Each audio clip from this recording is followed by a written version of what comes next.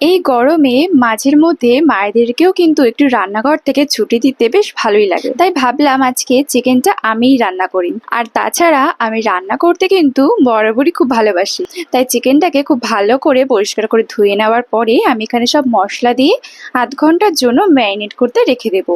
আধ ঘন্টা পরে আমি চলে আসবো আবার রান্না করতে। আজকে আমি চিকেনের পাতলা ঝোল করব। সাধারণত আমরা যে সমস্ত মশলা ব্যবহার করি সবসময়, তো সেগুলোকে দিয়ে ম্যারিনেট করে রাখা চিকেনটাকে খুব ভালো করে আমি কষিয়ে নিয়েছি। তো আজকের এই রেসিপিটা সেরকম করে বললাম না, চিকেন রান্না তো আমার হয়ে গেছে, তবে টেস্ট করাতে হবে। তো বাড়িতে যখনই কোনো স্পেশাল রান্না হবে তখনই কিন্তু এনারা টেস্ট করার জন্য উঠে পড়ে লাগবে। আর এরা কিন্তু টেস্ট করার একদম ওস্তাদ। তো এরা কিন্তু টেস্ট করে আমাকে বলে দিয়েছে কেমন হয়েছে। তোমাদেরকে তো আর খাওয়াতে পারলাম না, তাই তোমরা শুধু দেখেই জানিও তোমাদের কেমন লাগলো। তো চলো দেখা হবে নেক্সট ভিডিওতে, ততক্ষণের জন্য টাটা।